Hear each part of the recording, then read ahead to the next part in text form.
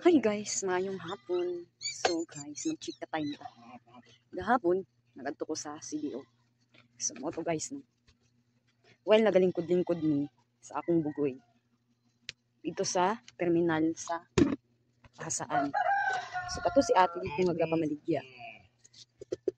Na siya anak ulitaw. Din samtang galingkod mi ni abay to iyahang anak sa amuha sa akong bugoy. Ana din siya. Abi ni mo nak, ingon anak ka kagamay sa una, ing anak ka kaniwang. Pero karon dako na ka. Ano siya. So ang iya dong anak parehas daw sa akong bibi ka gamay ug kaniwang. Diya sa una, gamay pa ka isulod ra ti ka sa duyan dayon pag matulog ka biyaan ta ka kadali kay maghatod ko og baligya ana siya. Din akong huna-huna nga ing anak pud ang among sitwasyon sa akong bibi no. Akong ginahimo is pag naaga ni items nga ihatod or kuhaon ako nga kanang needed jud kay nga dapat ikuhaon ako siya or dapat ihatod nako siya. So ang akong ginahimo is patulugon nako ang bata din batsi dayon ko mabanta man ako kung unsa siya kadugay matulog ug unsa siya kadugay nga tulog din unsa oras siya mumata. So akong ginahimo is patulugon nako siya paghuman. Dali-dali dayon kog lakaw guys. Akong bantaon niya dapat pagbalik nako is wala pa siya kamata. So ing anak ganinja moves ko. Inusahay akong cellphone is akong ibilin. Mo-meet up ko og kaning customer or mag-pick up og items pero ibilin ako ang cellphone kay mag-cellphone ra man ni siya din magpuyo ra man ni siya.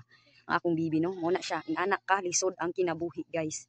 Din usahay pag maghatod ko basta mostly gyud nga kanang nako ihatod ng mga items or pick upon uban din ako siya maski Cagayan maski Ahami uban-uban jud nako ang bata grabe ka pait grabe ka lisod nga na siya.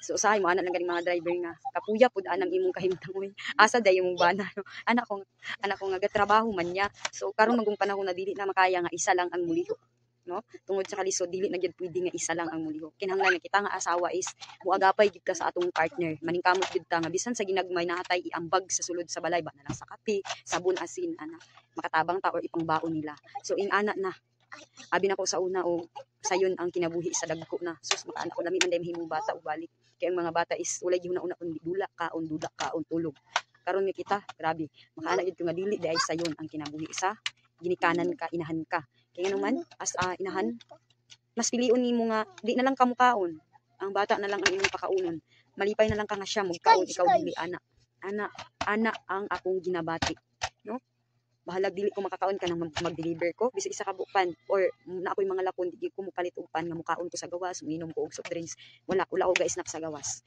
ang bata pag naipapalit siya ra gyud ang akong ginaprayo bahalag dili ko makakaon so ing anak ka grabe ang sakripisyo sa matag adlaw so pag magluya ko or nakoy bationg dili pud nako pugso na akong kaugalingon nga mulihok ipahulay gyud nako kay ngano lisod pud kaayo kung magsakit ta kay tanan mapasagdan nato busa og dili makaya sa lawas dili pugson pag okay na laban na sad ana ra simple kayo sige na bye guys laban mga inahan